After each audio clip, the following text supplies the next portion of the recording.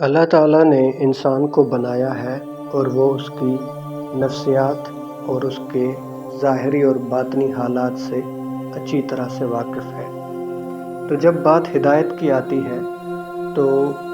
بہت سارے انسان ایسے لوگوں کی طرف جاتے ہیں جو اپنے تجربے اور اپنی عقل کے حساب سے بہت محدود ہیں، کیونکہ ان کا لکھا ہوا کوئی بھی کام یا ان کی کہی گئی کوئی بھی شاعری یا کوئی بھی فلسفہ ایک محدود انوائرمنٹ اور ایک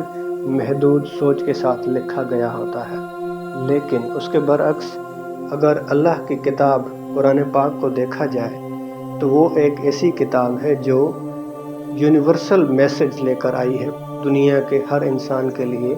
جب وہ کتاب نازل ہوئی تھی اس کے بعد سے لے کر قیامت تک جو وقت آئے گا اور جو لوگ آئیں گے، ہر اس انسان اور ہر اس زمانے کے لیے قرآن سے بہتر اور کوئی ہدایت کا سرچشمہ نہیں ہو سکتا۔ جس طرح اللہ تعالیٰ انسان کو سمجھتا ہے، اس طرح انسان کبھی بھی کسی دوسرے انسان کو نہیں سمجھ سکتا، اور یہی ہماری سب سے بڑی غلطی ہے کہ ہم اللہ کی بجائے ایسے لوگوں کی طرف رجوع کرتے ہیں جو صرف اپنی شاعری اور فلسفے کے ذریعے سے انسانوں کو محظوظ تو کر سکتے ہیں، لیکن کبھی بھی ایک حقیقی ہدایت انسانوں کو مہیا نہیں کر سکتے۔ اور اسی وجہ سے قرآن کا اپنا یہ ایک اعجاز ہے کہ وہ انسان کو ایسے قانون اور ایسی حکمت عطا کرتا ہے جو شاید کوئی بھی انسان کبھی کسی دوسرے انسان کو نہیں عطا کر سکتا۔ اور قرآن پاک میں اللہ تعالیٰ نے بار بار یہ بات فرمائی ہے کہ جب تک اللہ نہ چاہے کوئی کسی کو ہدایت نہیں دے سکتا، چاہے وہ دنیا اور اس میں موجود اشیاء اور قدرتی چیزوں کے مناظر ہوں یا پھر انسان کی اپنی نفس کے اندر موجود اللہ کی نشانیاں ہوں۔ جب تک اللہ تعالیٰ کسی کو ہدایت دینا نہ چاہے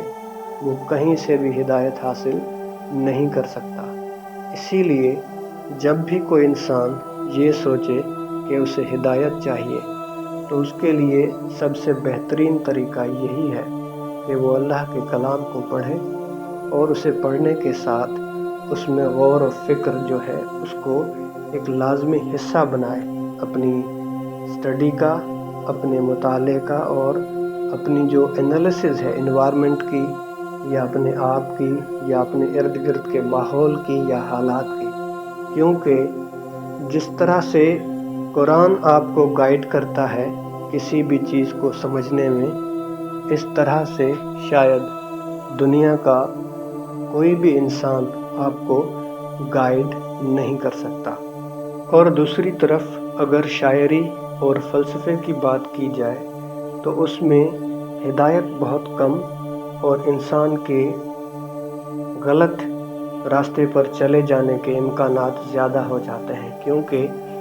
قرآن پاک کے نسبت جو شاعری ہے اور جو فلسفہ ہے وہ انسان کو ایک خاص وقت کے بعد ایک ایسے زون میں، ایک ایسی سچویشن میں لے کر جاتی ہے جہاں پر اس کا تعلق اللہ تعالیٰ سے کم اور اشیاء سے، انسانوں سے اور چیزوں سے اور دنیا کے حالات و واقعات سے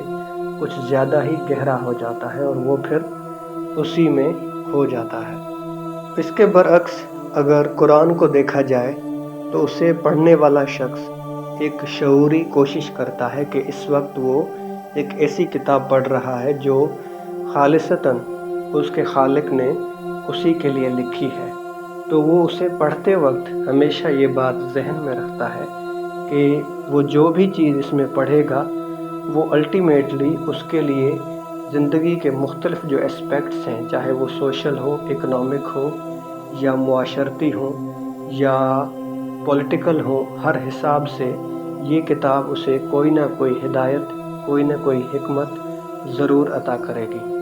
اب ایک آخری بات، اور وہ یہ کہ اگر کوئی شخص یہ جاننا چاہے کہ اسے قرآن کے ذریعے سے ہدایت ملی ہے یا نہیں ملی، تو وہ اپنے آپ کو، اپنی پرسنالٹی کو ان 4 عناصر پر انالائز کرنے کی کوشش کرے، اور وہ کیا ہے کہ سب سے پہلی چیز، کیا اسے قرآن کے ذریعے سے پاکیزگی حاصل ہوئی ہے؟ کیا اسے اللہ کا قانون سمجھ میں آیا ہے؟ کیا اسے اللہ کی حکمت سمجھ میں آئی ہے؟ کیا اسے اپنے آپ کو ٹھیک کرنے کی ایک شعوری کوشش کی ہمت ملی ہے یا نہیں ملی؟